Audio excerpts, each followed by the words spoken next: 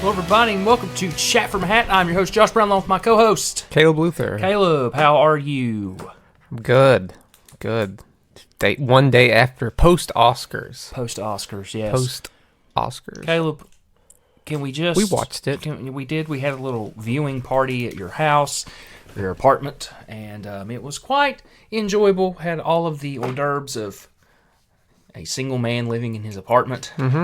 So... yeah, it's good. It's good. On top of that, you had shrimp, so that, I mean, love shrimp. Like I was saying, there's something about shrimp. It's a texture thing. It's just so good. There really is.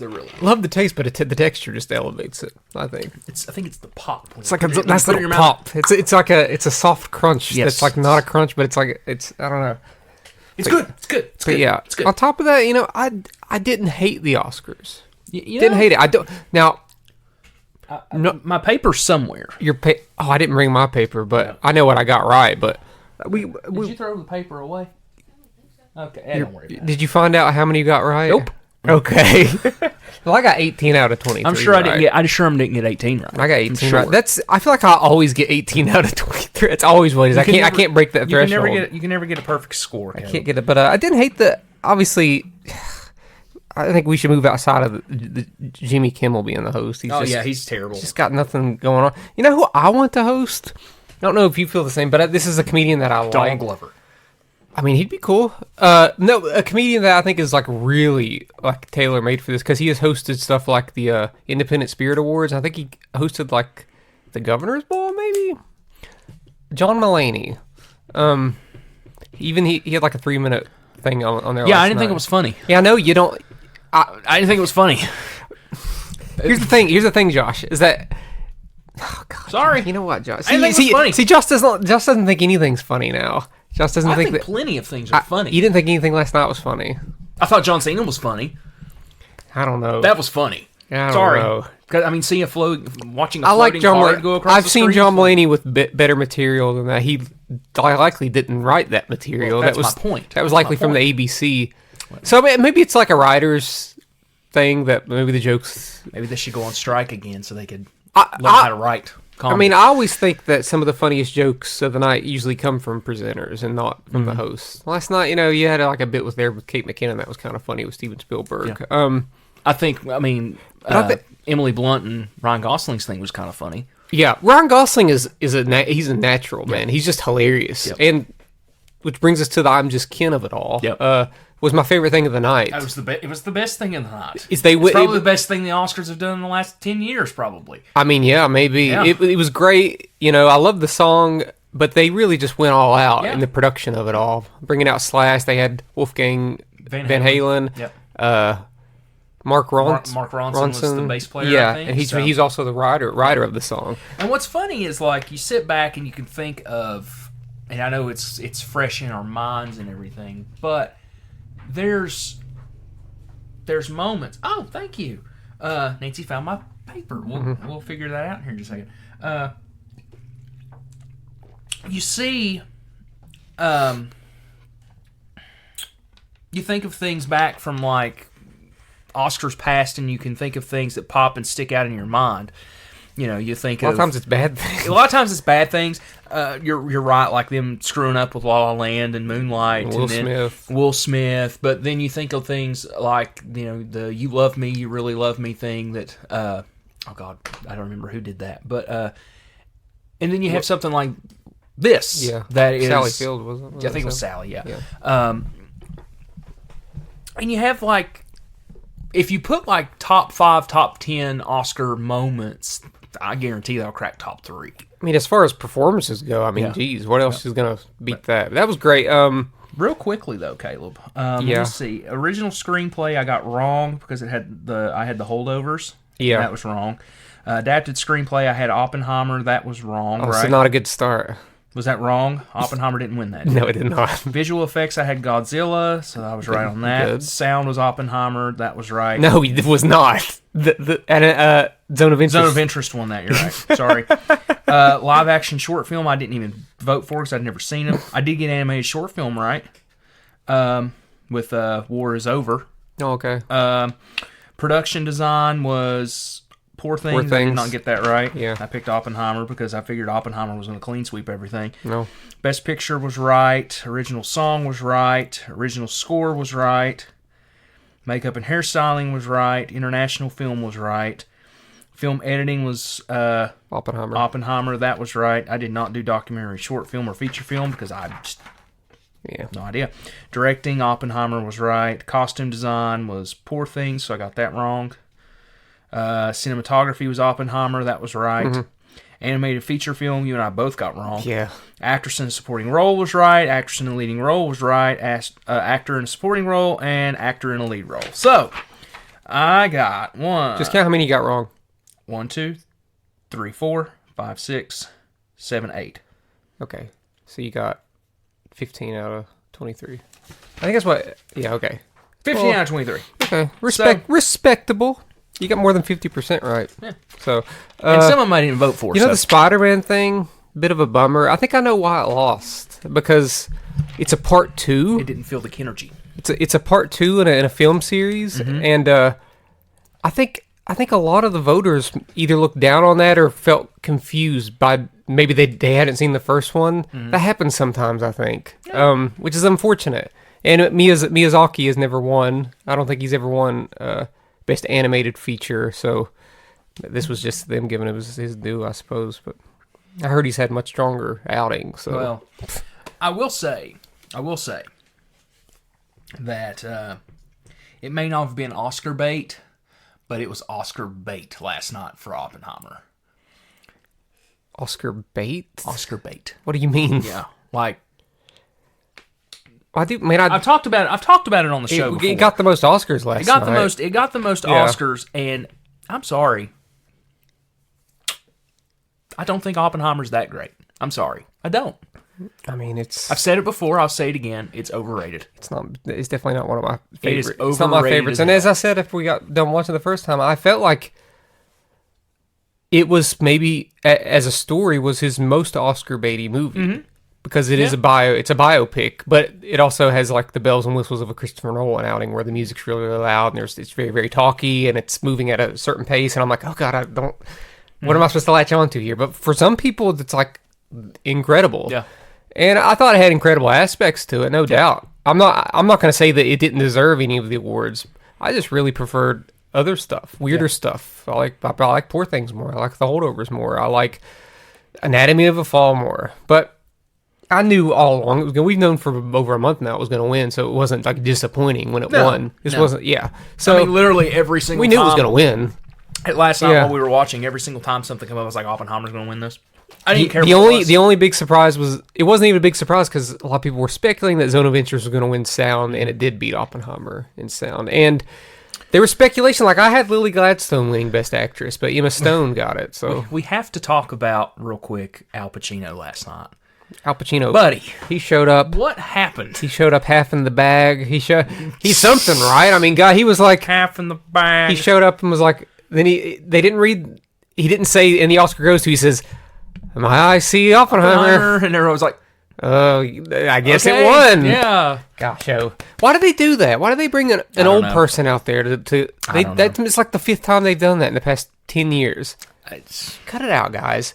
Get someone out there that respects the art. You know what I think? I think if they should do it the way that whoever won last year bring out the producer from the year before, that or just the director or the cast or directors something. Of everything everywhere all at once. Right, come out there. Yeah. I mean, they could have had. They could have had the cast last night do it, but they were having the cast do the acting awards. But yeah, I mean. Last night felt very anticlimactic and like kind of ended on a dud to me. That's happened a few times. But it's just like this is the air out of the room. This is the second Oscar where it's ended like that because the year that God, what was it? I guess it was the year after Chadwick Boseman had died. Mm-hmm. They didn't announce Best Picture last. They announced Best Actor last because they thought that Chadwick Boseman might win it. Didn't win. It was Anthony Hopkins. Yeah. Deservedly so. Yeah. But it was such a crucial error on the Academy's part because they were just banking in that he would win. He wasn't even there, was he? No. Oh God! And honestly, and Anthony Hopkins is incredible in that movie. Sure, the father, but the Oscars just put so much on that it was going to be a big Chadwick Boseman moment, and he didn't win. Nope. So they'll never do that again. They'll never end it on Best Actor again. But yeah, Al Pacino was definitely in his Jack and Jill phase last time. Just phoning it in. Oh, but yeah, other than that, I thought it was fine. It wasn't the worst Oscars I've seen, Just my movie didn't win. Yeah. But like I said before, my movie has won the past 2 years, so it's like, you know what? Let's spread the wealth. Let's spread the wealth. We don't spread the wealth. After Everything Everywhere, if a movie's not that great, it doesn't deserve After Everything Everywhere killed last year. It killed. It did kill last year. It killed. It did. It got 3 acting wins and Best Picture. 3 acting wins: Best Picture, Best Director, Best Screenplay. Probably a couple other things too. Editing. So I mean, sometimes you just gotta take it. Take it on the chin sometimes. Oppenheimer didn't deserve it. Now next year, Dune 2's already fighting an uphill battle because it's a part 2. Mm-hmm. But we always look back and Return of the King won Best Picture. That's true. It was the ending of that. So maybe when we get to the end of the Dune series, they'll reward it. Doubt it though. Yeah. I mean, Godfather Part 2 won Best Picture. It's a little different though. I'm just saying. I know, but Part 2 we won. I know, but Empire Strikes Back didn't win. It wasn't nominated. Was it not? I don't think so. The original one was. I don't think so. Star Wars was nominated for Best Picture in '78 or whatever. So yeah, Oscars are stupid.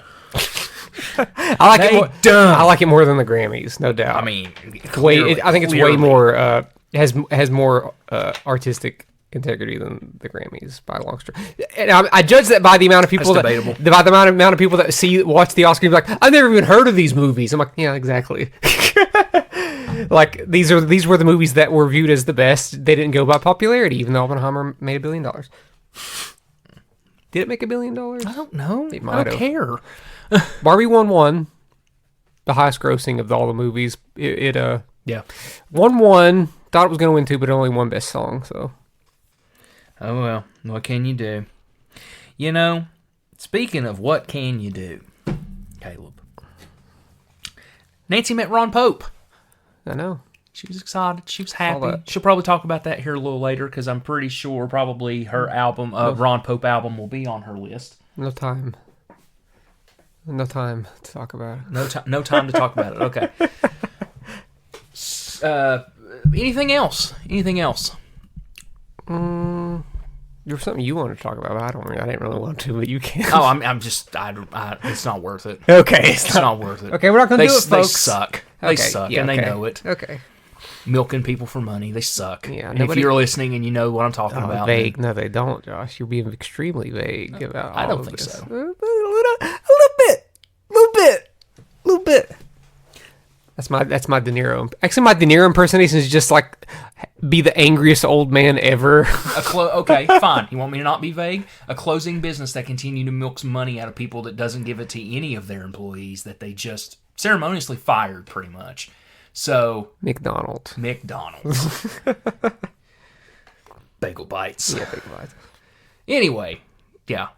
Reason why you never shop there. Anyway, so Caleb, let's take a break. Unless there's something else you want to talk about, or something else you want to talk about. Anything? I know. Still waiting on the Is for Lovers Festival lineup. Jesus. But yet again, I don't know the rollout of that process. I don't know. Doesn't matter. There shouldn't be a rollout. Your lineup should be out before tickets go on sale. There's no excuse for it. I don't understand it, but I don't care. There's zero excuse that your lineup for your festival should be out before tickets go on sale. Period. But they haven't really promoted the tickets on sale though. So no. It just sneakily, quietly went on sale. Either or. So either people that buy those are geniuses, or they made a mistake. They're holding out hope. They made a mistake. I'm going to go ahead and get the tickets for when it is announced as the headliner. I can't even think of a band that's atrocious right now that would be good for that. Hot Milk. Sorry, Nancy. Not a fan. Oh, God. That's what they're called, right? Hot Milk? Are they called Hot Milk, Nancy? Something like that. Oh, God. Okay. Yeah, I don't got anything else. What did Chelsea say that I needed to call? What was it that Chelsea said I needed to call Caleb on? What is it? Milk toast. That's and then I decided that was definitely you. You was the milk toast. How am I the milk toast? Josh, we've seen your list.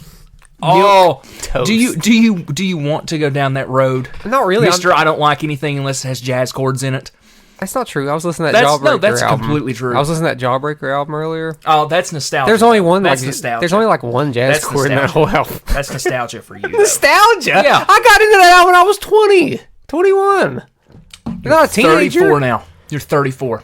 Grow up. Don't remind me, God. 34. Jesus. Grow up. No, I'm going to keep listening to Jawbreaker until the day I die. Well, grow up. Anyway, so speaking of listening to Jawbreaker, we're going to put some Jawbreaker records on and talk about our 2010 albums here, I guess. 2010 albums. 2010 albums. All right, take a breaky poo. All right, Caleb, we're back. And we're going to talk about your 2010 albums. Well, we're going to talk about all of our 2010 albums because Nancy's joining us. Nancy joined us for the first time. We found it. And I'm going to continue to eat this cookie. We found that we prejudged Nancy and just decided that the 2010s was probably some of her favorite era of music. So, or not. That's like it's a prejudging. It might not be, right, Nancy? Yes. Were we correct a little bit? Yeah. Okay. Making sure. But yeah, but if you haven't listened to these kinds of episodes before, we pick an album from each year from 2010 to 2019, but we can't pick the same artist twice. We can't duplicate artists. Can't duplicate them, folks. Josh always finds a way to cheat somehow. No. Is he going to do it again? Maybe. Who's to say? Who's to say? You know? Maybe it's me this time that's going to cheat, but not. I'll go ahead and tell you. No.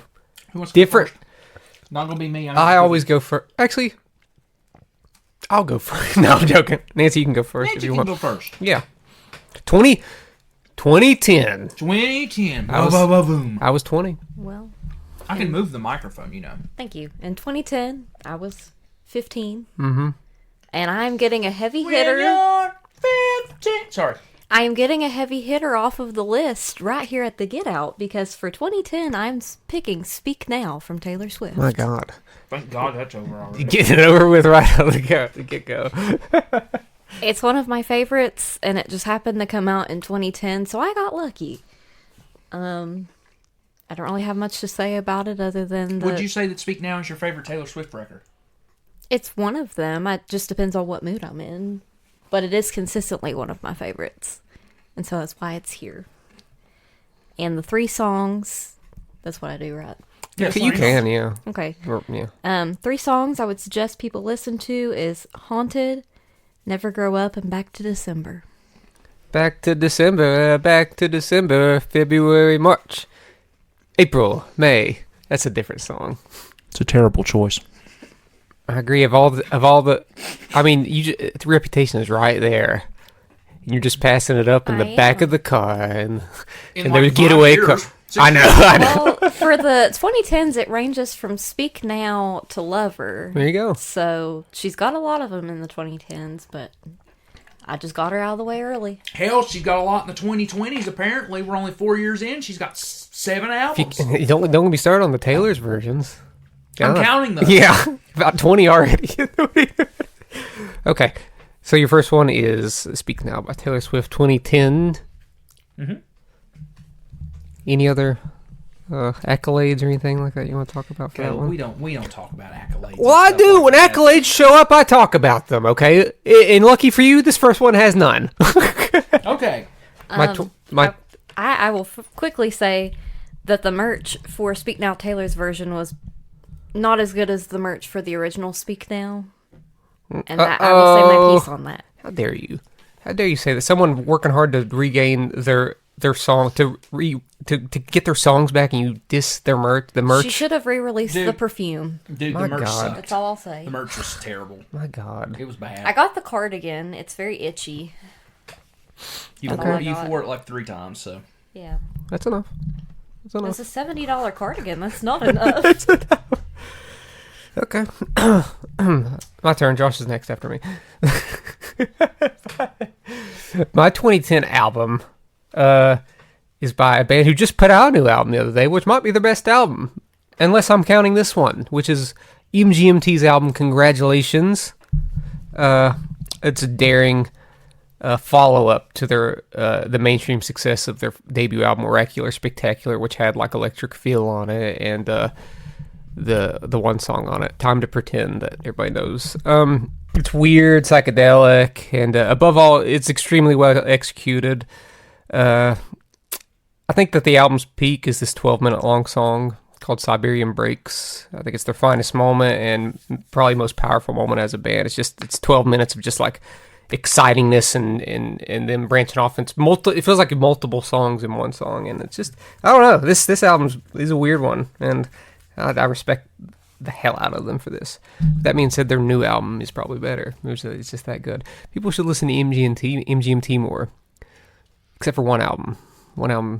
Their self-titled album. Don't listen to that one, but the other ones, listen to them, including Congratulations. And I'm done. Okay. Well, okay. The song Siberian Breaks, It's Working, and Congratulations. Those are my songs I'd recommend. What? I was just wondering if Josh. I was just wondering if you were going to talk about the. Here's the kind of person Josh is.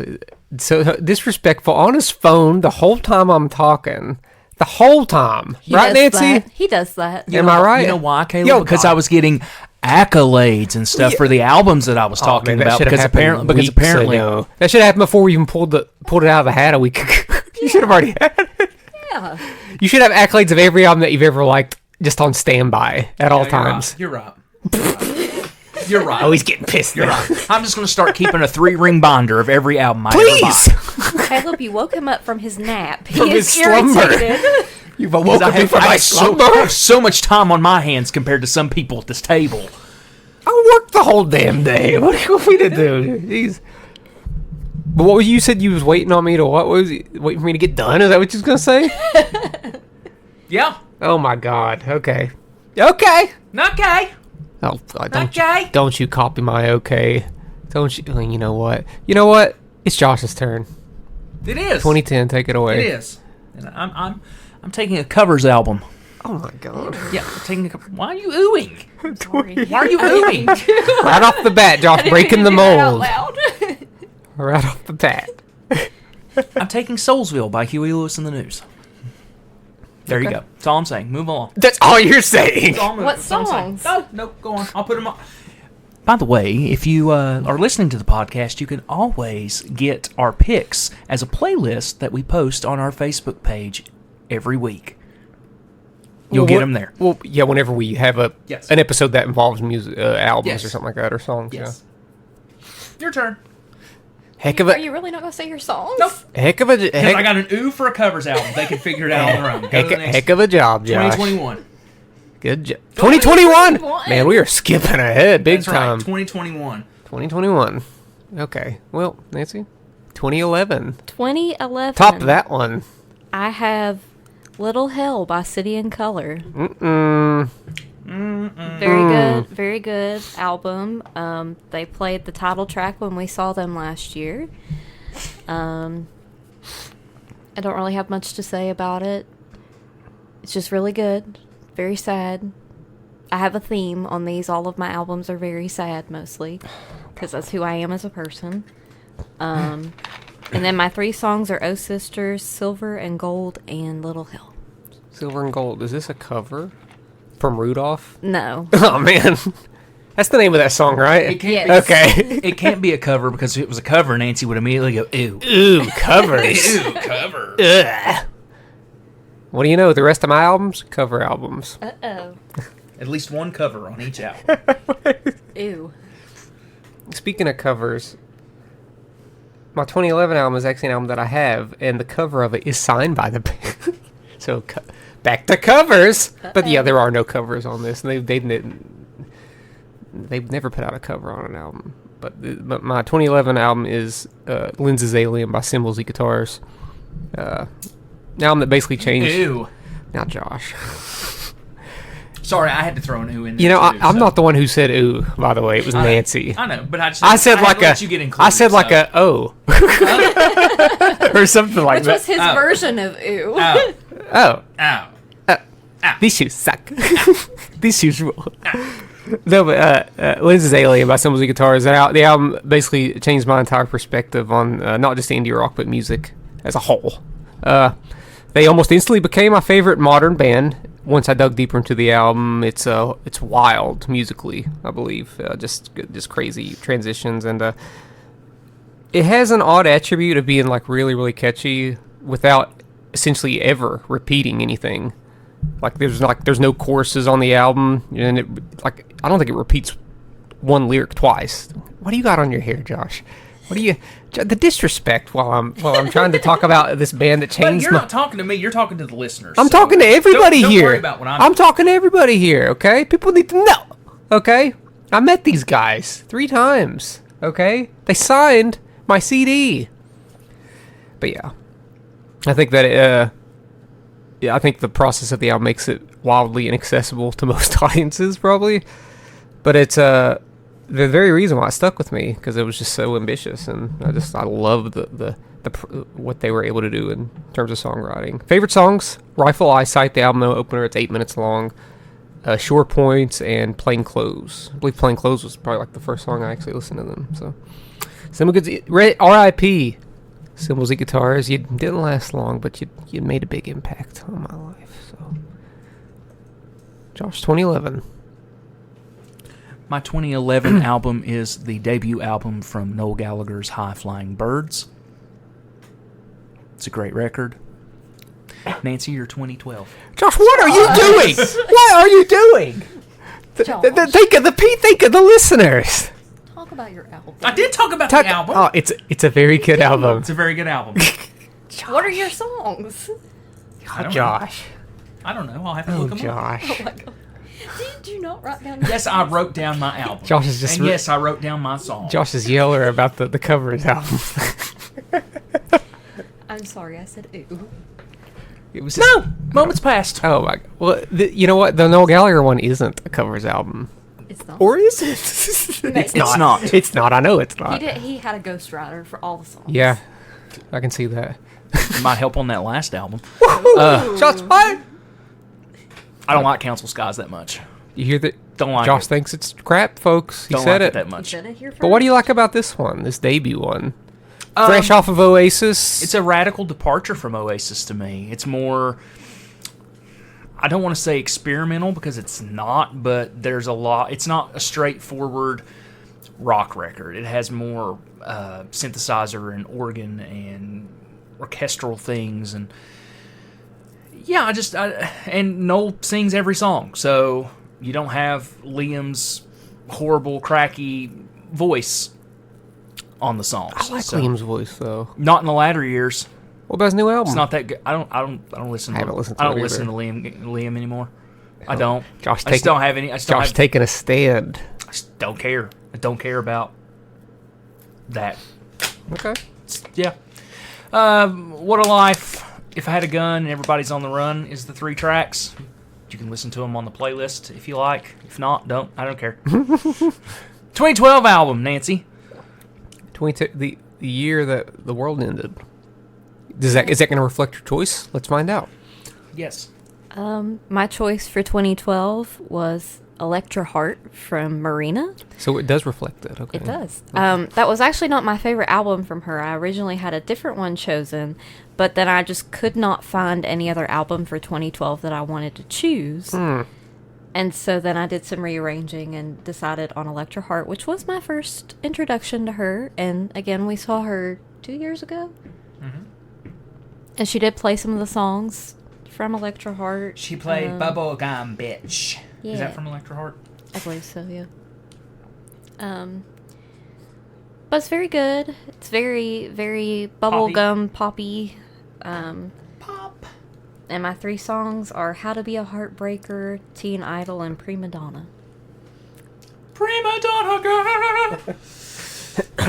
My 2012. Possibly the album on here that I'm least passionate about, but whenever I was 22, I wore this album out. I haven't listened to it as much here, like over the last several years, but my 2012 album is Attack on Memory by the band Cloud Nothings. It's an explosive indie rock album. I think that for them it was like so good that it set the nearly impossible standard for the rest of their albums, because I just never got into the rest of their albums quite like I did this one, or just hit at the right time, right at that age of 22 when I was really getting into indie rock, and it just hit. Were you feeling 22? A little bit. This is the year of red. This is the year of red, I'm usually not big on this lyrically repetitive and even at times drony kind of music, but I think the build-ups and payoffs on this one was the real highlights of them as a band. My favorite songs is the very long song "Wasted Days," "Our Plans," and "Cut You." A pretty easy listen if you can get past the first couple songs that are kind of drony, but I think they pay off. Josh, what is your 2012? My 2012 is The Sound of the Life of the Mind by Ben Folds 5. So probably the most obscure album that I have on this playlist, on this list, because people don't talk about this record. I would love to talk about the record. I would love to own the record if someone would bring it back to me. What's the cover of this one look like? The one with the robot on it. I got that in my apartment. I'm sure you do. You want it? Yeah, I do. I do. It's mine. Too bad. Anyway, I think I got it at my apartment. Maybe I don't. So. Maybe I didn't care about it and I just left it at the... Okay.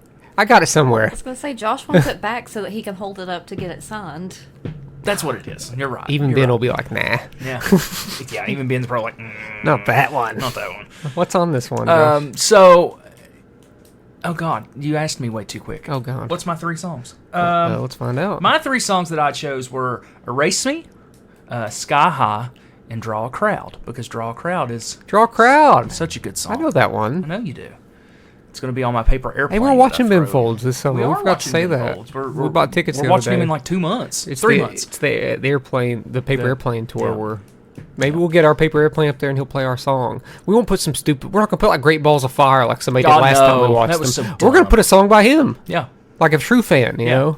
Except for Nancy. She's going to put a Taylor Swift song on it. She's already said she's going to do it. You know what? And you know what? He'll probably try. He'll find a way. And my paper airplane will not reach the stage, he did. so it's fine. We are in the second row. If it don't reach, God help you. I need someone to make my paper airplane. God, I will make. I'm bad. I will make your all's airplane. I'm bad. I'm terrible at it.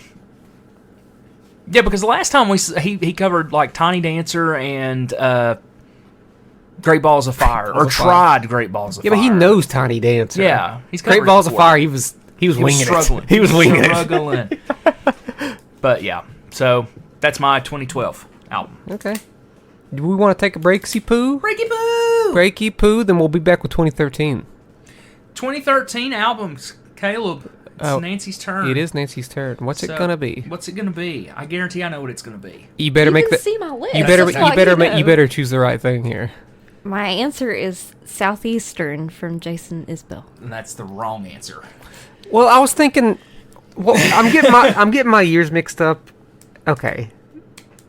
I was just thinking somebody would have had that last My Chemical Romance album, but I'd have no clue when that album came out. Oh, I don't know. Was that 2010 maybe like or 2011? One. You don't like it? No, not the very last one. I thought it was okay. Whatever. Keep going. Go. Continue. I don't know why you're looking at me. I don't have a clue. I know. Continue. Jason Isbell and whatnot. Yes. It was my first introduction to Jason Isbell. I heard this album before I ever heard anything from the 400 unit, and I just, again, it's very, Love is very sad because he's very sad as a human. Oh God, why don't you just put him on a? He was sad. I mean, he was kind of sad in Killers of the Flower Moon too. He is. Which we're gonna watch tonight, by the way. Are we? No. Good God, you already started now. Okay. We're gonna watch it in shifts. He just recently put out an anniversary box set for this album, and we have it. It's very good. His soon-to-be ex-wife is also on it.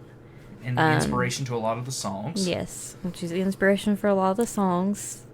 And it's just very good. And so I, unlike Josh, was not a cheater. And if somebody is in a band and I chose them, then I just chose either them as a single person or as a band, so there will be no 400 units. Uh-oh. Nancy has spoken, Josh. And this will also be the last time that Nancy will be on the show. That was really Nice that was a real having you. that was a real Mr. Krabs kind of move. There. This wouldn't be a problem now, would it be, boys? He discovers the map. In case Josh still cares, my 3 songs are Elephant, Traveling Alone, and songs that she sang in the shower, which the second time that we saw him, we did get to see him play Elephant, which is one of my absolute favorite songs from him. Be the last time you get to sing with me, too. Jason Isbell's dead to me. Oh, no, he's not dead to me. He's dead to Nancy, though. No, Nancy's thoughts on Jason Isbell are dead to you. Yeah. Okay. All right. 2013. I picked My Bloody Valentine's highly anticipated. What? I thought you were getting ready to say I picked the My Chemical Romance album that you were talking about. I was like, what's wrong with you? Someone had to do it. No, I picked My Bloody Valentine's album MBV, which MBV stands for My Bloody Valentine. Oh man, they're clever. But while not as groundbreaking as their previous album, Loveless, at times I find myself enjoying the overall songwriting on this one a little bit more than that highly critically acclaimed album. It's still undoubtedly like avant-garde and will not like convert anyone new to the band at all. Mm-hmm. But I think there are some absolutely like addictive elements in some of these songs. Like I remember whenever I first got in this album, I'll just listen to parts of this album over again because certain like guitar melodies and guitar lines, I'm like, oh my god, I want to create that. I wish I made that. You know, stuff like whenever you feel that way, that means that you're really listening to something that you really appreciate.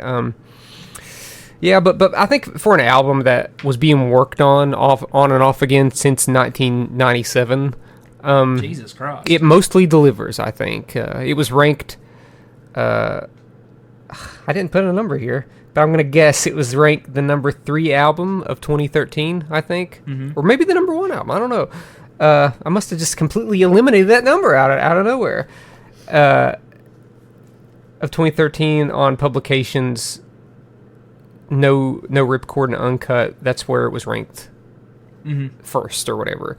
And was the number 3 best reviewed album of 2013, according to Metacritic, where they compile all the critics' scores and stuff. So, yeah, not too bad for an album that took 100 years to make, I guess.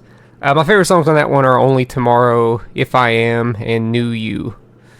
So, I had to slide one shoegazer in there, and that's the one. That's the one, Nancy. That's what it is. Speaking of new records. Oh, God. 2013 is an album called New by Paul McCartney. Oh, man. You called it last week that it would be on the list, and you know what? It almost didn't make the list. It almost didn't make the list. But I had to shuffle some people, so it made. Yeah. Now, when I go back and I look at the track list on this album pretty solid. Really is. It's got some good songs on it. I like it. A little hard on some of the songs. Some of the songs are just not good. Okay. They're not good. I mean, God, the guy's 100. Give him a break. But, Save Us, Early Days, and Appreciate. Super good songs. Super good songs. Check out New. It's better than Egypt Station. It's better than Memory Almost Full. That's all I'm saying. That's the album after an album before. Josh has spoken. I was going to say, this is also pretty topical because he was announced today for that Jimmy Buffett tribute. Did you see the Jimmy Buffett tribute concert that's going to have like everybody and their mother on it? No. Yes, they're doing. Paul McCartney is the headliner. Huh. Which is. Is he going to play a Jimmy Buffett song? I guess. Okay. It'd be great. Heck. Did you hear Paul McCartney? Wasting away again in Margaritaville. Cheeseburger in Paradise. That's the only 2 Jimmy Buffett songs I know. So I think me too. It's funny that Alan Jackson wasn't announced for that thing. You would think he would be. Maybe they hated each other. I doubt that. Starting that rumor here now. Did Alan Jackson cover Jimmy? No, Alan Jackson did the 5 O'Clock Somewhere song with Jimmy Buffett. Oh, yeah. Okay, yeah. Okay, yeah. That's what I was Everybody talking about. and their mother did Alan Jackson song. alive?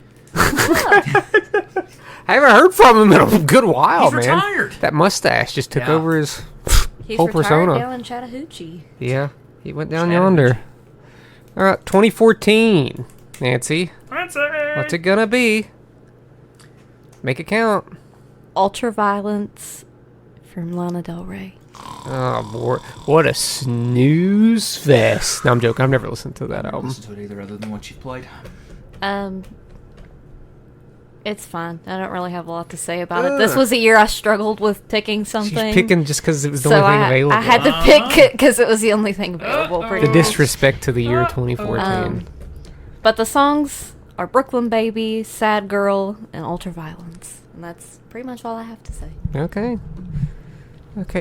You know, it's funny you mentioned that. I'm not super passionate about my 2014 pick too, but I do really like it. I have words to say about it. Okay, I have things to say. Okay. Those things are all good things. Okay. My 2014 album is Salad Days by Mac DeMarco. You don't know who Mac DeMarco is? He's big in the indie scene. No, I don't. Yeah, he's come on, Josh, get with it. Maybe if you saw a picture of him, you'd recognize him. He has like a buck teeth right here, and he always wears like a flat bill hat. But depending on what day it is, this might be my favorite from him. So funny. Be good, Josh. Be good. I'll tell you off the air. Just don't. Okay. I really love the guitar work, the song arrangements, the jazz influence, all while still having a bit of a slacker rock attitude to it. The album is just super easy listening, with essentially all the guitar work being clean, with basically like no distortion at all. Actually, a lot of the clean guitar work on this. A lot of the clean guitar work that I come up with as a musician is modeled after his sound, because he has a very specific like phaser chorus effect sound that I just love, and it's been like present in like everything that he's made. So the songs I'd urge you to check out on that one are Brother, Treat Her Better, and Chamber of Reflection. Chamber of Reflection is used heavily on TikTok. It's a synth-heavy song, and a lot of people use it as... Heard it. I mean, they did use it as their sound. They might not now. It might not be there anymore because the UMG removing everything, but... Do we know why? Because, dude, Universal Music Group are jerks, man. Yeah. You know that. Oh, I know. You know what they've done to me on Facebook? They put me in prison. You're in what, like They put me in prison. You're on like your what, third now if you get taken down again? They don't do it anymore. They just mute. They just mute the video. Like they'll just mute a video if it. Yeah. Because I've tried to upload my own music on there and they just mute it. And I'm like, well, great. And they won't even let me like make a dispute. My guys, this is my music. I wrote this. I recorded it in my bedroom. Stupid. What's your 2014? My 2014 album is a stretch. Uh-oh. Here we go. Here it is. No. It's not. It's the re-release of The Dark Side of the Moon. It's not a cheat. It's just I literally picked this album because I mean it's okay, but you don't know it as well as maybe some of the other albums. No. I'm just not very passionate about it. So that's going to happen sometimes. And it's year. And 2014 was not that great of a year. It really. I mean, now I like the Mac DeMarco album, but yeah, it's not one of my favorites on here. Now 2015, 2016, I struggled. I think 2015 to 2019, I think were crazy good. 2015, 2016, I struggled. 2019 was my hardest.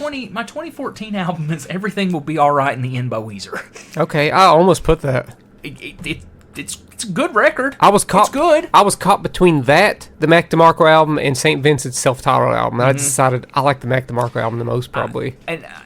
It's a good album, man. It's a good album. Yeah, it's good. Album. It's like a solid... It's probably their best album of the last... It's probably like an 8 out of 10, I think. Yeah. It's good. Yeah.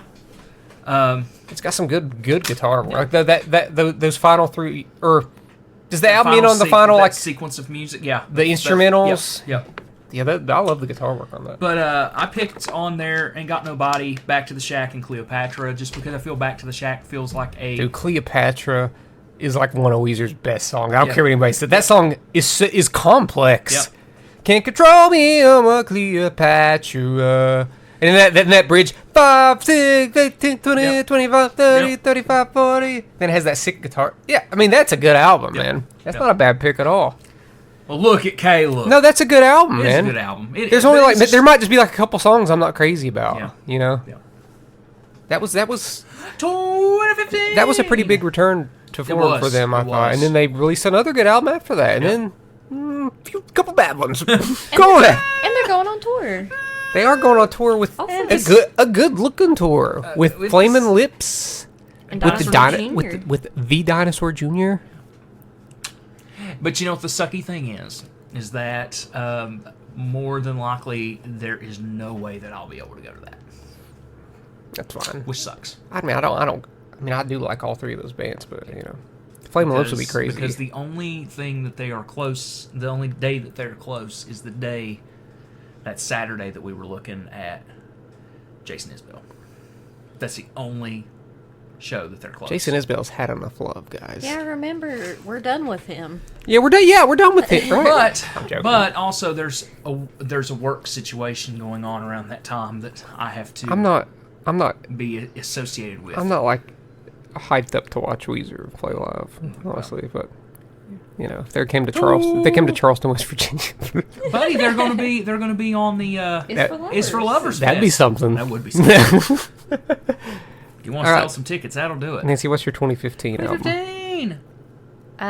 Meliora from Ghost. Am I saying that correctly? I think so. Okay, Meliora from Ghost. Meloria, maybe. I'm not sure. We are not Swedish. Whenever they came to Huntington was that 2019? Yes. Yeah.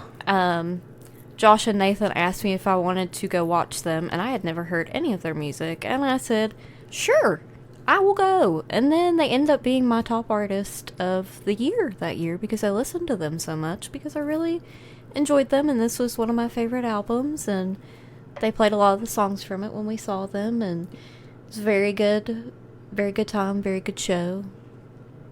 That you can They're see. cool. Oh, I actually could see. We were in the pit. Yeah. So I am not a pit person. Were you from the pinnacle to the pit? It's on that record. It's funny that you say that because that is one of my songs, From the Pinnacle to the Pit. What else? Also, He Is, which is it's Singles, a very good song, and it always makes me laugh because it reminds me of a church song. It's supposed to. I know it's supposed to, but that's I like it. Standing here by the abyss. Mummy Dust is the other one I have. Oh wow, Mummy Dust, really? Yes. Like a deep cut. Square Hammer always makes me think of overrated. Your phone ringtone. It brings back PTSD from COVID of your phone ringtone being Square Hammer for a year straight, and every time your phone rang for work, ruining Square Hammer for everybody. Sorry. Every time I hear Square Hammer, I think that your phone is ringing. Just like every time I hear that Paul McCartney song, I think your alarm is going off. Yeah. Uncle Albert? Yes. That should be your alarm, man. Come on. Come on to from me. Egypt Station. Just because it's loud. It's that one. It starts with the. Okay, yeah. 2015, Caleb. What's your album? 2015, I have. You have Meliora by Ghost? Really? Crazy. Okay. My God. Whoa. No, I have To Pimp a Butterfly by Kendrick Lamar. I actually had a gut feeling that was going to be on here. Duh. I had a gut feeling because you absolutely lived that album the year it came out. I still do, man. I still pop that bad boy on. I'm not an expert on hip hop at all. This is personally the best hip hop album I've ever heard. And like I said, not an expert, but I think a lot of people would agree that it's the best hip hop album that they've ever heard. I think it's jazz, it's an experimental instrumentation. Gives the album a very progressive feel, while lyrically it feels maybe more personal than anything I've ever heard in terms of this genre. It's just a really, really exciting album, despite its 78-minute runtime. Does it make you want to do jazz hands when you listen? Sometimes, depending on the track, yeah. Tracks that get especially jazzy, because they're there. Spirit fingers? They're there. I think it just feels fresh and new through every revisit. It's, I don't know. It's every time I re-listen to it, it's just super exciting. It has a very authentic feel to it, where there likely is samples used, but there does feel like a lot of live instrumentation on it, and I really love that. In 2015, it was the most frequently ranked record in top 10 lists of the year's best albums, being listed as the number one album on 51 lists. To me, the album not winning Album of the Year in 2016 is still one of the greatest tragedies in music awards history. What won in 2016? 1989 by Taylor Swift.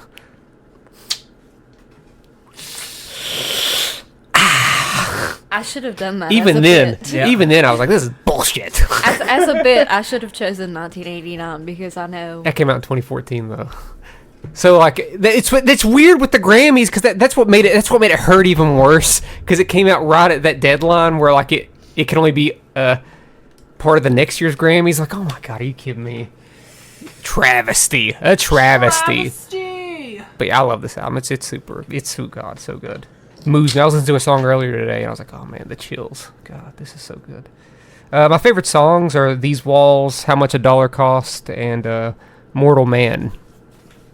Okay. Those are my songs. Well, my 2015 is by honestly, it's probably one of my favorite. If we're looking at all of these records, it's probably one of my top 3 favorites might be my number 2 favorite. And that's The Firewatcher's Daughter by Brandi Carlile. Mm-hmm. It's got a little mix of everything. It's got Americana, it's got rock, it's got soft, it's got heavy. And of course it has Brandi Carlile, who I will die on the hill of saying is one of the greatest vocalists of this generation, if not the best vocalist of this generation. Yeah. Definitely worth listening to. It feels like her most mainstream record, I would say. Mm-hmm.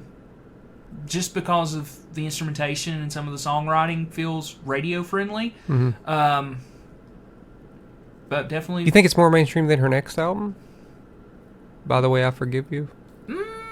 That was her big album. That was her big one. It was the one that got her that album of the year nom. You're right, but I don't know, man. I don't think if she wouldn't have had this record, I don't think she would have made By the Way I Forgive You. You could probably say the same thing about like a Casey Musgraves without the album prior to Golden Hour. Because the 3 songs I have are the I, Mainstream Kid, and The Things That I Regret. The I and Mainstream Kid, had she not wrote those songs and released and recorded those songs, probably wouldn't have got like,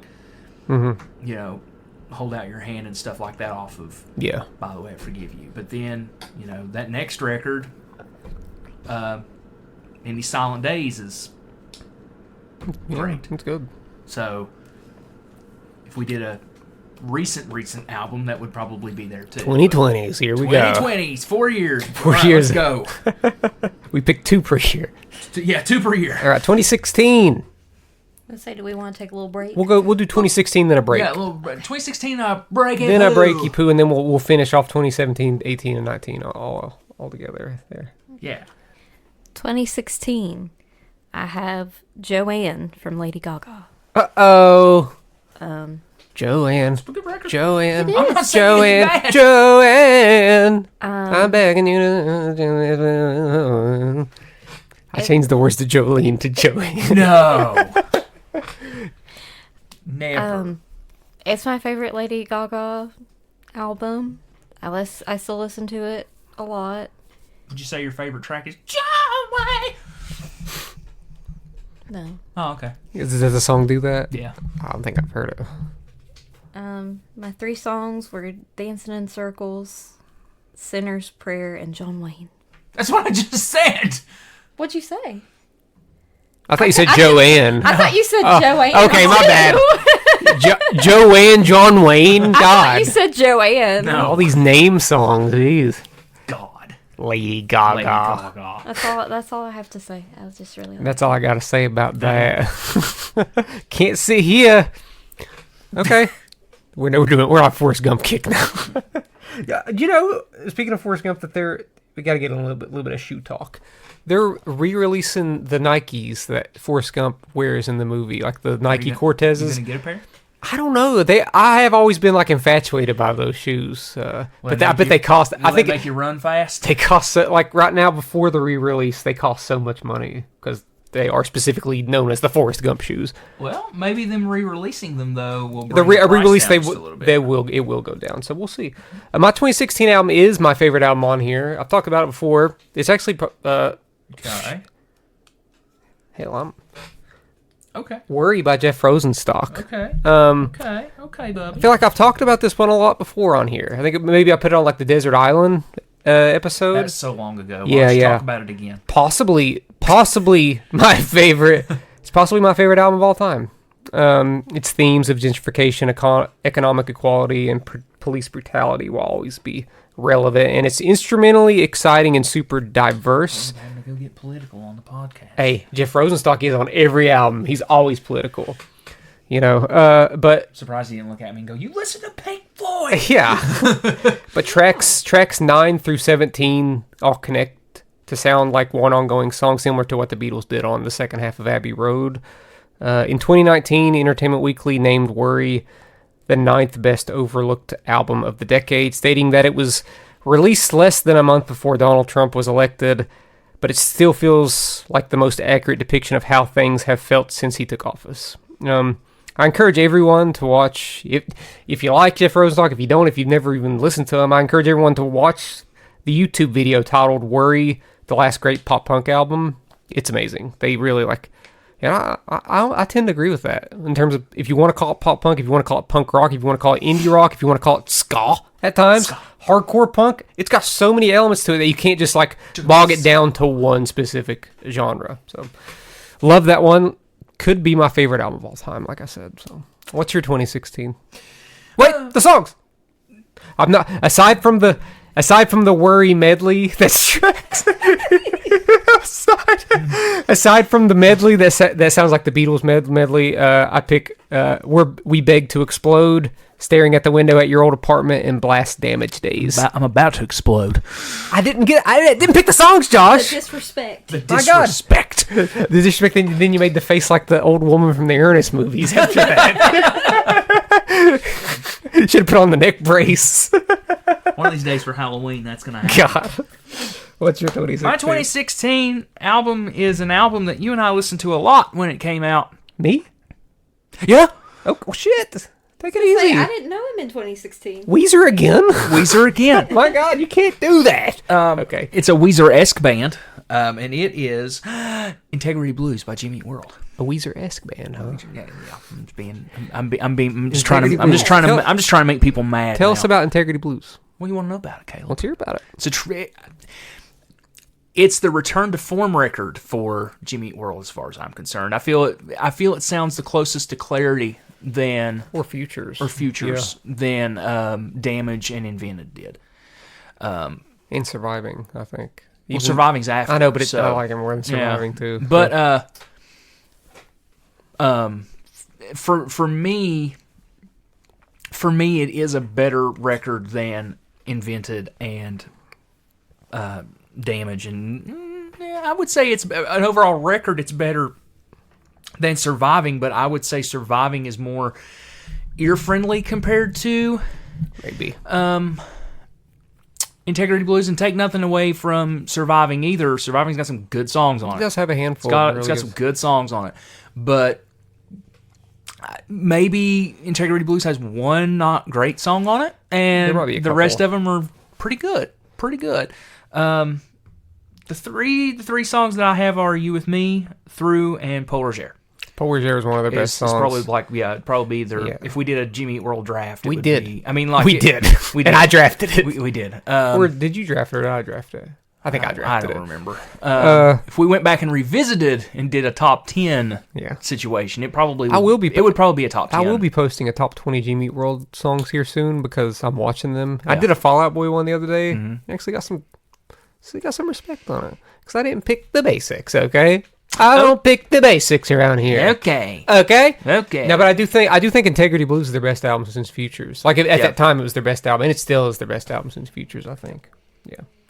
Let's take a break before we get into 2017, the last wing of our picks here. Yeah. All right, we're back with 20. Well, what are we on? 17. Nancy, what's your 2017 record? Gotta go fast to make Caleb talk while he's eating his cookie.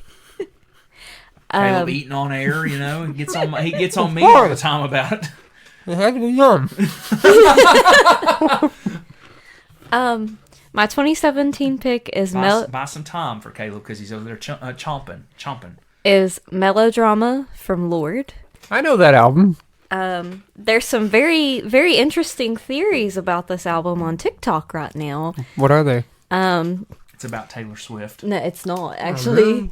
It's about Lorde and Jack Antonoff. And there's a person who made, a whole PowerPoint of, outlining, which songs are about him and, this alleged relationship that they had with each other while she recorded the album. You know what we call these people? You're such a damn liar. People with too much time on their hands. That's what we call them. It is people with Get too a much job. time. I was on quoting their that one song from the album. Get a job. hands. I listen to this frequently during what Josh calls my sad girl hours.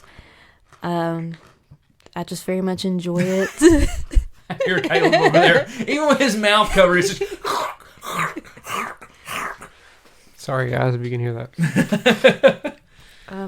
Caleb's dying of sugar. He is. For someone that cares so much about his sugar intake, he's had like 6 cookies. Well, they're Pepperidge Farm dark chocolate pecan cookies. I had 3 cookies, actually. Well, 2 of those and 1 Milano. you had a sandwich cookie. Oh, God, those things. Oh, he has had 4 cookies. To be fair, I haven't had dinner, so I'm just trying to make up for stuff. Yeah. We didn't feed him today, so... Yeah. Because okay. I took a nap instead of cooking for him. Anyway, so melodrama. Yeah. Melodramatic. I know that album. I like it. Do you like it more than Pure Heroin, though? Yes. Yeah. The drug? Yeah. No. This is my pure heroin. I don't know which one I might have to revisit that melodrama. Is that what it's called? Yeah. I listen to melodrama more, so... People say it's like amazing, but Did you pick your songs? Yeah, I Okay. did pick my songs. Okay. My songs are Liability, Hard Feelings, Loveless, and Green Light. The green light. I do like that song. Yeah. I don't. You know what sounds like that song? There's a song on Folklore that sounds like that song, Yeah, right? I know. What song There's is that? a few... oh, God, which one is it? I don't know. I can't remember. Gold but Rush. There's... Yeah, Gold but Rush. there's... also... Lavender Haze has a drum beat from one of the songs in These pop Melodrama artists nowadays. too. So Jack There's no Antonoff, originality anymore. They're Jim. just Jack they're Antonoff just keeps copying himself. they're just on like, producing hey, these use this one. songs. I use this one. They're like, oh, thanks, buddy. Thanks. But yes, it's very funny the kind of stuff that Jack Antonoff will reuse because it's stuff that's very noticeable. No. Can I be frank? Yeah. Can I be Steve? I'm frank. Can I be Steve? I don't think I like Jack Antonoff. I've seen him in interviews. I don't think I like He's him. pompous. I don't He's think very I like pompous. him. I don't think also I like he's him. on the spectrum. I mean, yeah. Okay. But there was... Clearly. Well, I don't. I guess I just don't like him as a producer, really. Well, there was one of the songs on the new Bleachers album because we listened to it Saturday when we were driving home. So it came out Friday. And there's one of the songs that he very, very clearly took the music from I'm Yours by Jason Mraz. What an awful song to take. And you What know a- what?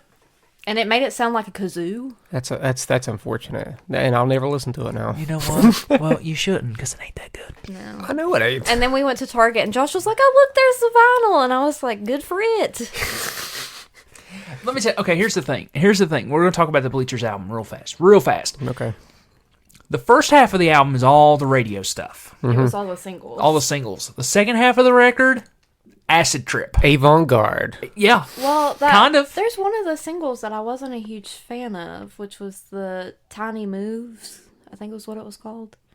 I don't know. Tiniest Moves, something like that. I didn't think that song was that bad. I just don't like it. I didn't think it was that bad. I liked it a little bit, but the rest of it is just nonsensical. I hate to say that. But Made me glad I didn't pay $100 for a lawn ticket to watch him this summer. Oh, come on. I'm glad you didn't pay. I'm glad you didn't pay $100 for lawn tickets. This because it's $100 for Jack Antonoff. I don't care if he has won the Grammy the last 3 years for. Well, Producer of the the year. only places that he's playing is They- outdoor venues that have no seating. They just and don't. no The voters just don't recognize the other names. Like, we know that guy. We voted for him before. There's Jack. There's Jackie boy. Oppenheimer. I know Oh that man, movie. Jack produced these successful albums. Okay. To you, 2017. 2017. Yeah, I think around that. Well, I'd say starting with 2016 got into pretty difficult decision making. I'd agree. But 2017, I have Flower Boy by Tyler the Creator. Hey, I know that record. I've always been a casual fan of his music, but felt like he could always expand his sound. There was always like, he was definitely like limiting himself by like being like shock value and stuff. I think Flower Boy to me was like his first album that I felt was genuinely great all the way through. Just a great album all the way through. No skips, really. Set aside the shock value to make mostly sincere and personal songs with jazzier and more R&B instrumentals. I still believe it's his most accessible album to date as far as like radio friendly. You're still not gonna find a song that doesn't have swears in it. Every song he has is gonna have swear words in it. So it's just how it is, And you're not gonna find edited versions of those either.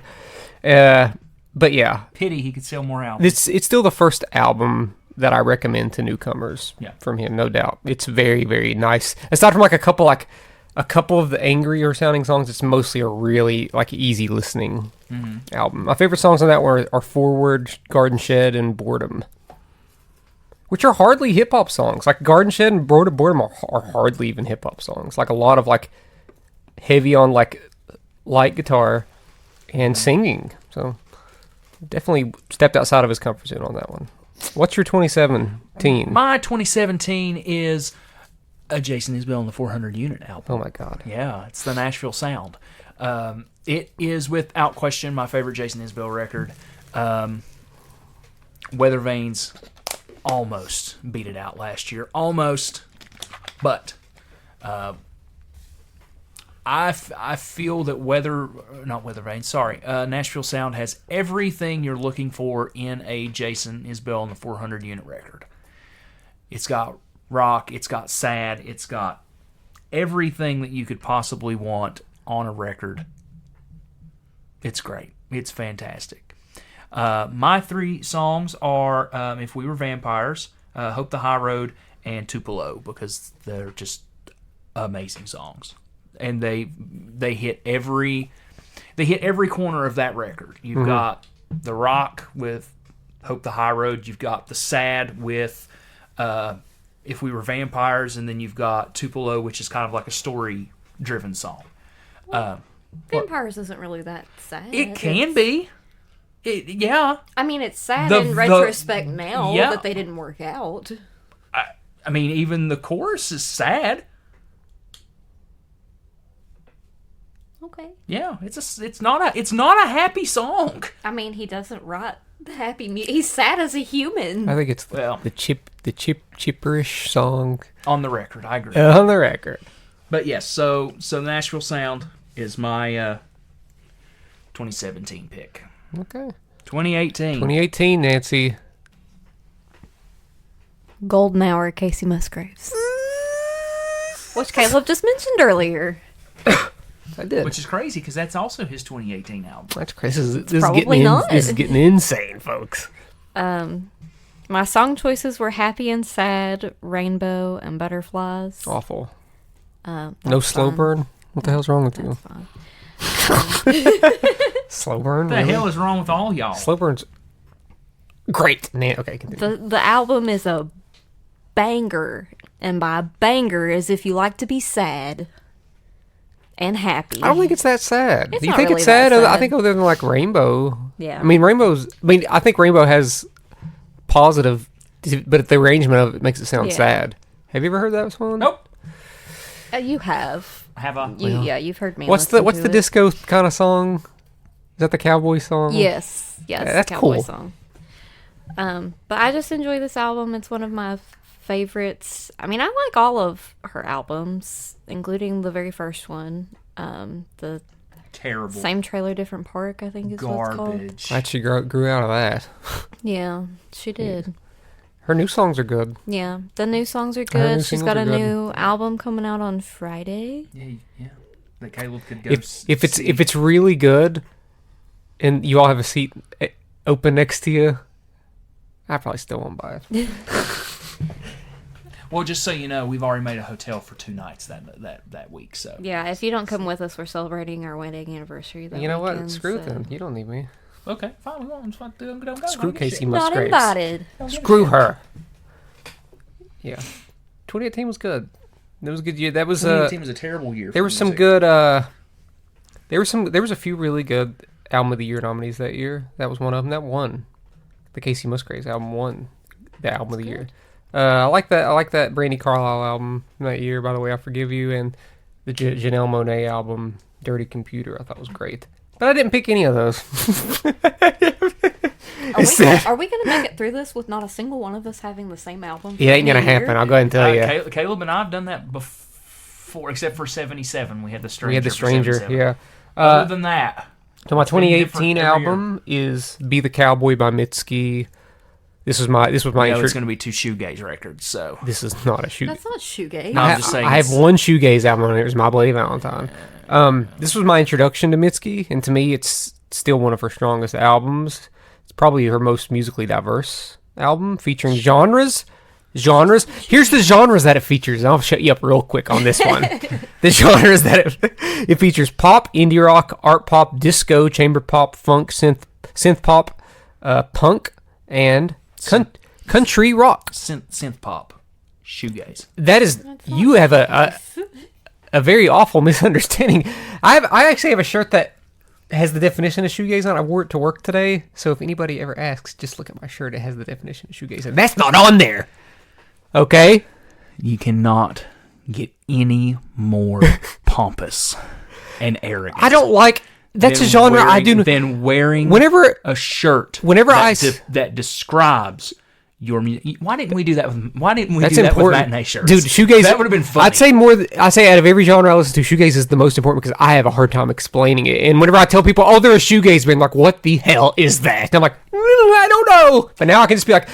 Let me go to my apartment real quick. I got a shirt that has it on it. I think Caleb just takes his love of shoes to I got into level. I got into shoegaze before I started collecting shoes. Surprisingly, it was just He didn't even. Somehow that happened. Shoes, you know, he didn't even wear shoes. I didn't even wear. Honestly, barely. He wore those little rubber I wore like rubber socks. I wore like the same. Dude, I wore the same pair of Adidas's for like a decade until they just gave out. You know the things I'm talking about, right? What? The shoes that look like socks that are like rubber. I hate those. They look like yeah. But yeah, the Mitski album is just works really well as a collection of excellent songs, as well as just random songs that would pop up on your shuffled playlist. It was selected the #1 album of 2018 by Consequence of Sound, Flood Magazine, The Line of Best Fit, Pitchfork, and Vulture. So it made it to #1 on a. I care about every single one of those other than Pitchfork because with Pitchfork I pick and choose. Yeah. Because I'm like, oh, they did review Clarity and it got an 8.7 out of 10. They're like, I don't forget that 3 out of 10 though. Nope. Okay, my favorite songs are "Why Didn't You Stop Me," "Me and My Husband," and "Nobody." "Nobody" was a very popular song on TikTok for a while. So. She's got a few songs lately that have been popular on TikTok. My love is yeah. Speaking of shoegaze, oh boy, Josh, my 2018 is "Prequel" by Ghost. Yep, that's shoegaze. Shoegaze, folks. He does wear shoes. Gaze, and he does gaze across the floor. Yep, or graze across the floor. So it's shoe graze. Shoe graze. He's like a cow. It's doom gaze, which is that's a genre. Is it? It's like more of like metal, but with like shoegaze elements, but it's heavier. There's too many genres. Yeah, people have hot take. There's too many music genres. You see some of those genres that Spotify comes up with? Oh, I know. It comes up with the most random stuff. Bubblegum grunge or something like that is one of them. Stop. I agree. Shoegaze is well enough. We don't need any other gazes. Well, okay, why do you like Prequel? Was it? How does that work? What? Is it like dreamy and then all of a sudden you say, No. Shoegaze itself isn't necessarily dreamy. I'm good. It's just Holly like wall sound guitars, but then the music is heavier. It has more of a darker metal aesthetic to it. Sometimes it has those kind of vocals in it, but I think a lot of the ones I've listened to have clean vocals sometimes. I had to ask him about shoegaze when he doesn't have the shirt on anymore. Yeah, Josh, I wasn't asking him about shoegaze. I was asking him about I changed it to worry. Doomgaze. Doomgaze. Yeah, I think it which makes sounds sense. like Doomgaze. It makes is sense. What it sounds like. It makes sense to me, Josh. I don't know why you can't work with your head. Doomgaze. I don't want to work with my head. I don't want to understand it. I don't. What is it about? Talk about Prequel. It's a good record. Would you say it's Ghost's best? I would say it's their second best behind Meliora. Yes. What's the name your songs? I want to see. Rats, Faith, Witch Image. That is the 3 songs that I would pick. So that one is the concept record, right? They're all concept records to an extent. True, there's one song on there. Of, like The Plague. Yes.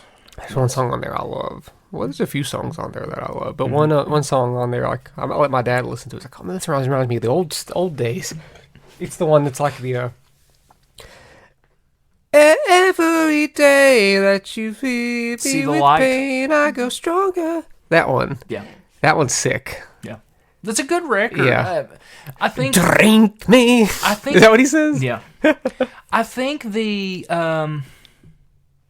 hot take, not a huge fan of the instrumentals on this. I'm a big fan of one of them. I'm not a big That not second a fan one? of them. The second one is Well, I like better than both of them, but the second one was the more underappreciated one. That's the one I liked the most. Yeah. That might actually be my favorite song. They're just I don't know, man. I don't know. I'm not a huge fan of it. Not a huge fan of it. Okay. But You're going to hate my next pick, though. oh god, nothing but instrumental music. It's nothing. 2019, the final year of the decade. Nancy, Yes. make it count. Make it count. Fine line, Harry Styles. You didn't make it count. Bust. You didn't make it count, Nancy. Sorry. I did make it count. Talk about milk and toast or whatever it was. What was it? How do you get? Milk and toast. What was it that Chelsea said? Milk toast. Milk toast. Talk about milk toast. My God. Milk They're and the king. toast. The king of milk toast He said pop. milk and toast is Milk what he said. and together. Together. Oh, I thought you said like milking toast. No, is milk what I and thought. He said milk and toast. Milk and toast. Milk Yeah. and toast. So what's on this one, Nancy? Fine line. It doesn't help me. Adore You, Sunflower Volume 6, and To Be So Lonely. I mean, Golden's on that I don't record, know if I right? know any of those songs. Is Golden on that record? I think so, yeah. And that's not on your top 3? That's his best song. Don't care. That's not off Harry's House. Don't care. Just saying. That's just me. Don't care. It's not your pick, it's my pick. Yeah, Josh. Buddy.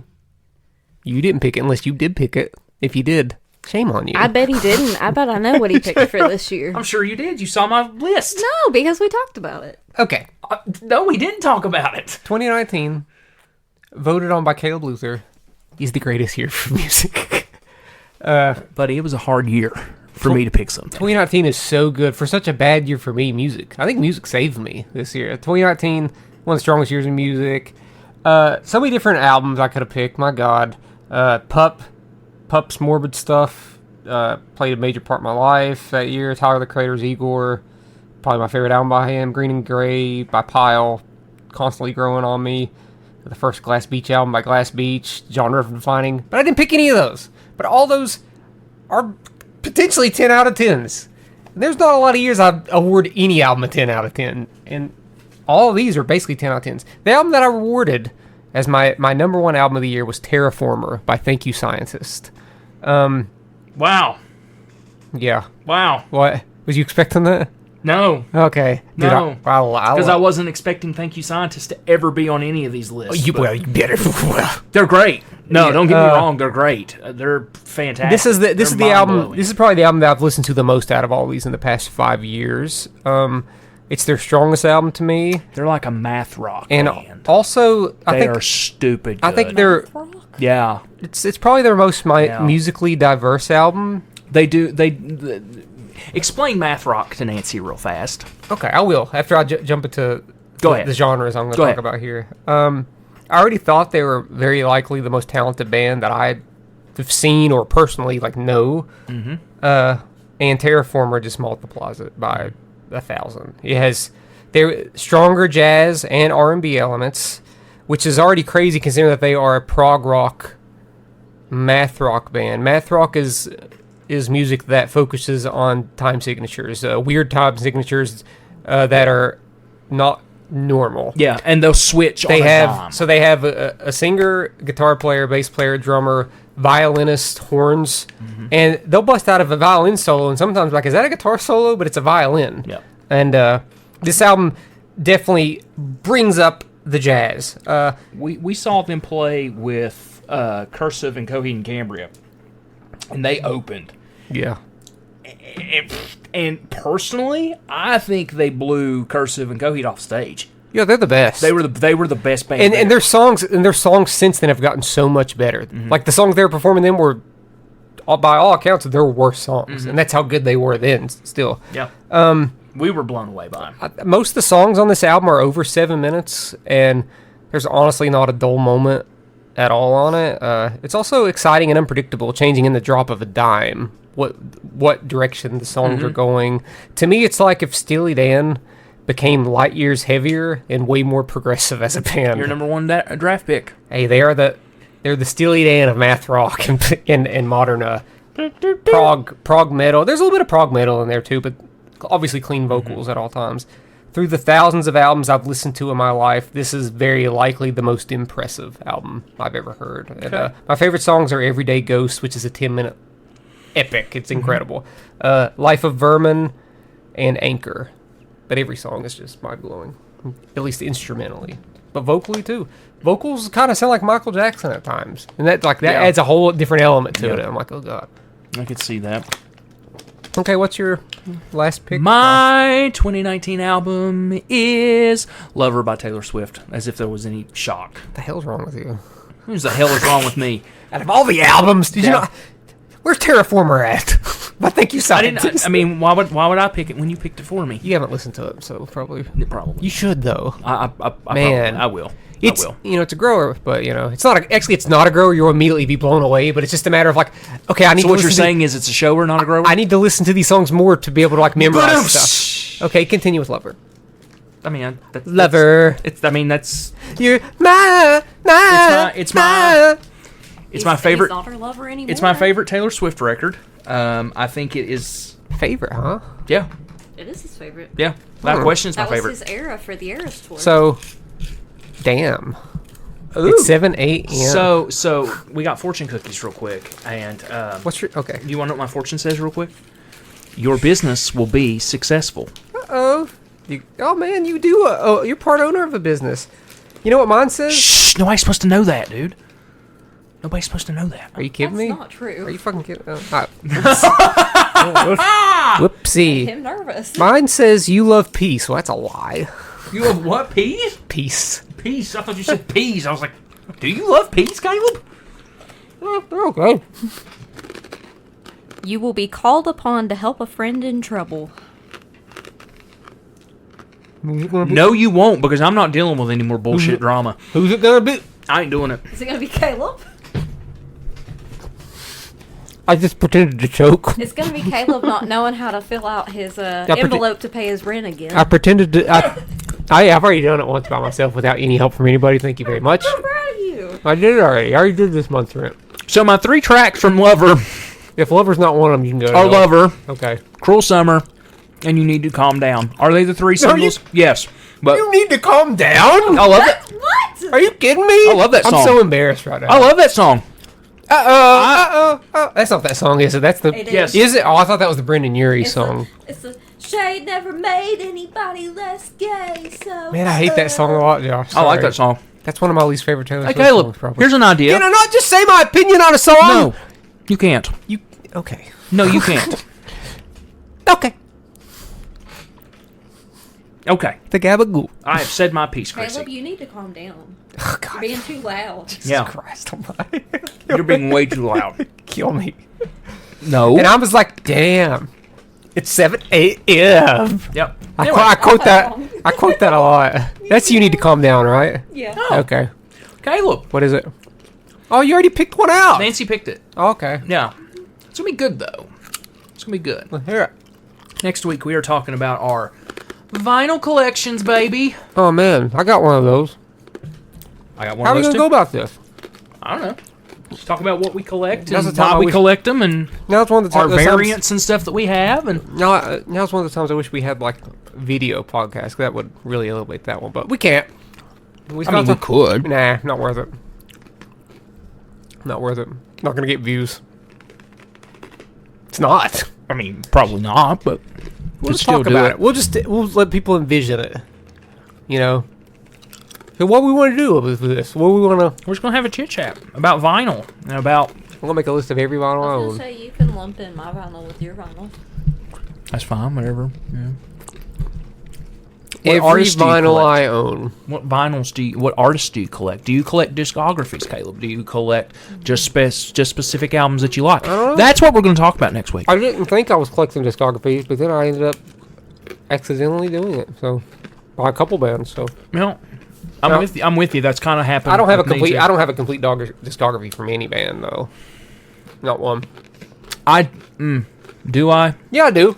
If a band that has 2 albums. If you're counting variants, we technically don't. Right, don't count that shit.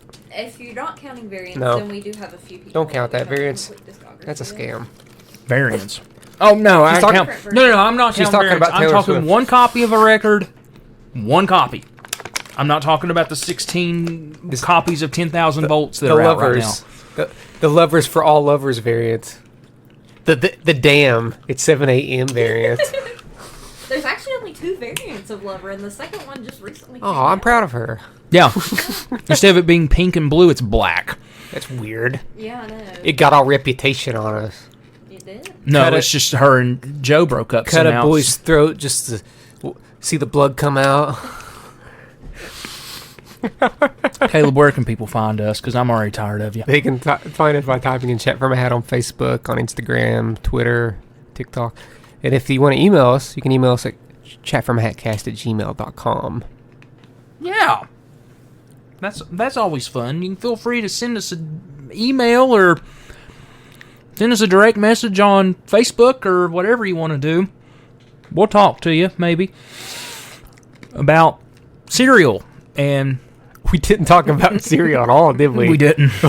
Not okay. We did an episode last week that was about cereal. It happened. It happened. It happened. It happened. It happened. People like cereal. I did get a new cereal, Caleb, which is Honey Bunches of Oats Maple Pecans.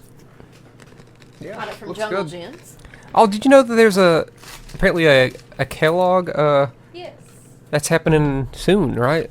What? April the 1st, I think. A Kellogg boycott because of them raising their prices or something like that, right? Is that what it is? I think it has something to do with Palestine, I want to say. Does it? Okay. I just didn't know.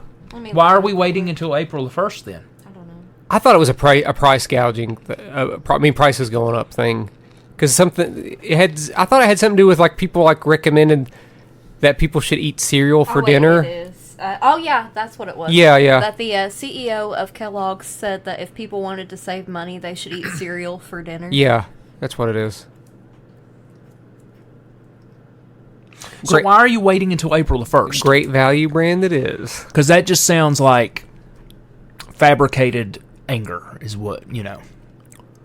Well, what if it's all an April Fool's Day thing? It's like, April Fools! April Fools, we're buying all the Honey Smacks! We love this!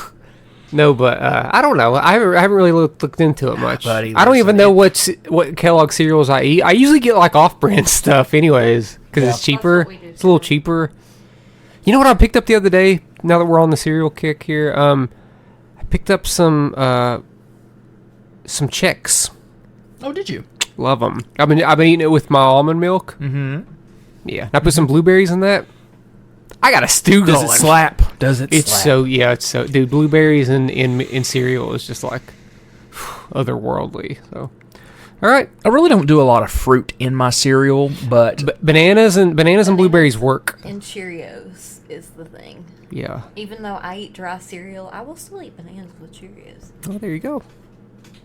Yeah, but you're more on a granola thing than you are. Right, which, by the way, this big bag of granola. Yeah. Right. Let's talk about that. Oh, you don't like these? Let's talk about this. Those are odd. I would. Yeah, those aren't very good. There's a Kroger brand. Yeah. Simply Truth Organic Oats and Honey Granola Clusters, which is crunchy. Why don't we do a food podcast? Because we do more food than we do anything else. I don't love talking. I don't have much to say about crunchy clusters of whole grain oats with honey, maple syrup, cinnamon, and cardamom. Yeah, it's that last one that makes it taste bad. It's that last one that makes it taste like pure unadulterated shit. And it gets worse and worse. It starts off good, kind of, but then it's like worse and worse as you start chewing and it lingers. The aftertaste is awful. It's terrible. There's one very specific one that is my favorite, and I can never remember what the brand of it is, but I always know the bag when I see it at Walmart. The granola bag? Yeah, and it's got chocolate and peanut butter granola, and it's really good. And it's also good if you add strawberries to it.